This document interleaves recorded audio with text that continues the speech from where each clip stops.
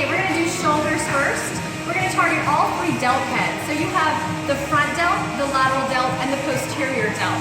And in a seated position, we can target all three of those delt muscles. First is the front raise. Again, pull in the belly button, drop the rib cage, and contract the core. You can squeeze the glutes for a little added bonus. And we're gonna go straight up into a front raise. What you wanna do is keep your elbows straight and not bent. When you bend the elbow, it brings in the arm, which is okay, but we really wanna focus on that front delt.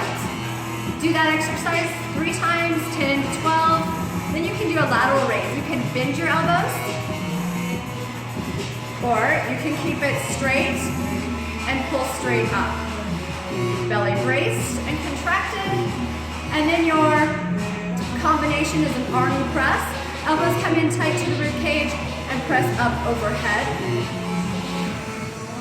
To get the posterior, that back of the delt, sometimes we need to lean over and you can do a delt raise here, or you can bend the elbows if your weights are a little heavy.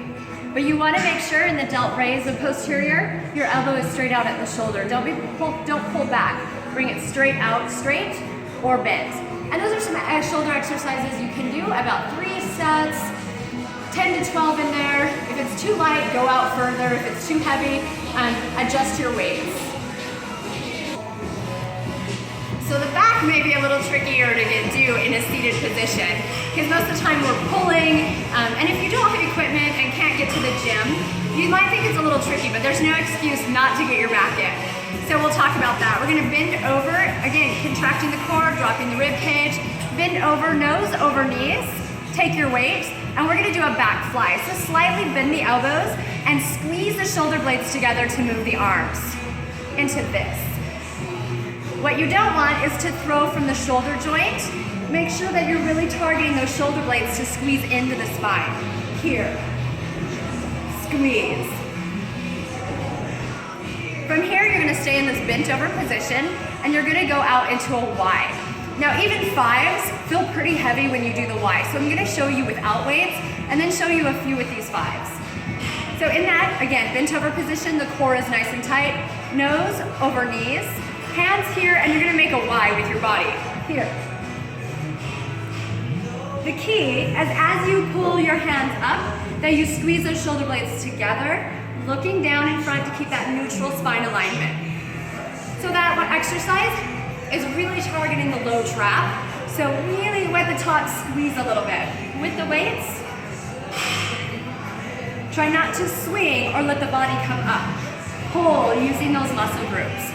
Another back exercise in a seated position, you'll keep the bent over and you'll just row.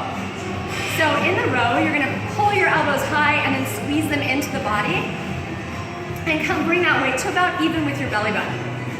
If you wanna get a little crazy, you can take it out to the side into a wide row. But those are some back exercises you can easily do in a seated position. All right, let's attack those arms in a seated position. So again, same seated position, feet on the floor, belly pulled in, curls, just straight up. Now with your curls, you can get creative without actually moving your body or changing your position. You can do straight curls. You can do hammer curls with your thumbs up like you're beating a hammer. You can do supination with that little twist at the top. That helps the muscle pop, and it includes the second bicep muscle, the little one underneath, the bicep brachialis. Or you can angle, rotating from the shoulders and curling out. Again, that just targets a little more of the second bicep, but also gets the shoulder a little more actively insufficient. It can't help out when you start to cheat. From there, we can move into triceps. We're gonna go back to that bent over position, nose over knee, elbows drive high. The weight will come to about your hip, and then you'll kick straight back. Targeting those triceps. Key with this one is as your elbows go back, that they squeeze into the midline of the body, and then you're pressing. Think of this side of your hand going through mud towards the ceiling. Really press through so you're not swinging it and getting momentum. Second, if you have a heavier weight, you can do 1, or you can double up, one bicep in each hand, and come down into extensions. With extensions, you want to make sure you can see your elbow, it's squeezing in, and there's a full range of motion.